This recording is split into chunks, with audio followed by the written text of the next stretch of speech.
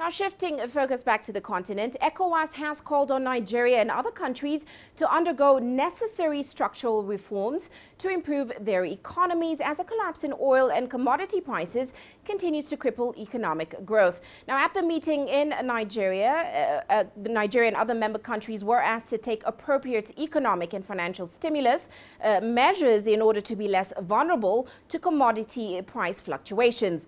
Nigeria, which depends on oil for roughly 70% of government revenues, entered its first recession in a quarter of a century this year as crude prices slumped.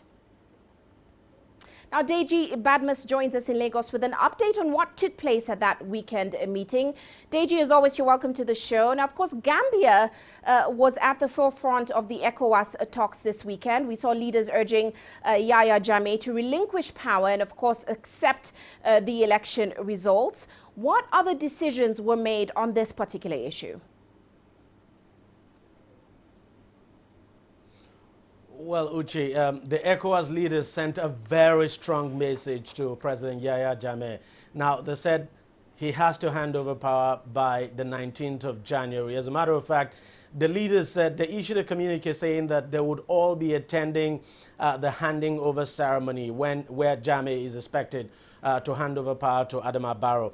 Now, at some point, they also, in the communique now, they also said, they used the word must, that they were ready to use every means necessary to enforce the outcome of that election. I mean, basically saying that if it came to the use of force, they may have to do that. In any case, I should say, they have actually set up a mediation team chaired by President Muhammadu Buhari and President John Dramani Mahama. Both of them are expected to continue the negotiation now with President Jammeh as well as the opposition to ensure that things don't spiral out of control and that everything goes smoothly and that Yahya Jammeh listens to the voice of reason and listen to the voice of these ECOWAS leaders and do the needful by handing over power January 19th to Adama Barrow. Uche. Well, Deji, the meeting also addressed the region's poor economic performance,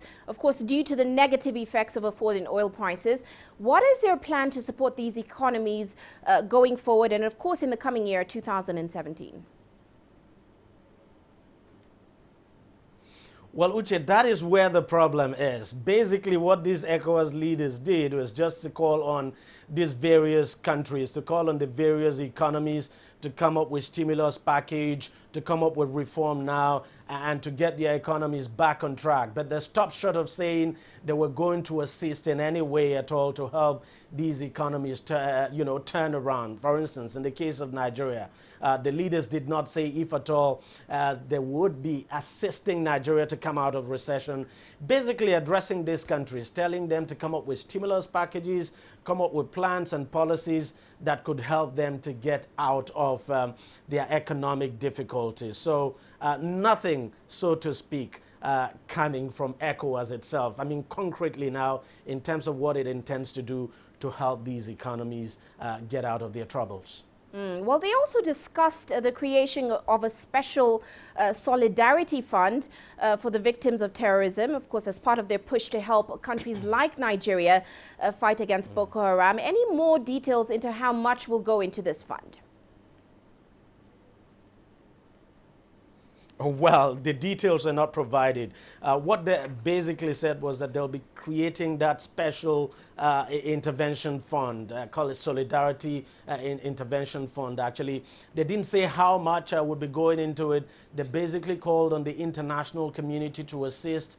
And, one thing about setting up special funds in this part of the world is that getting it funded is always the problem. I mean, look at the multinational joint task force.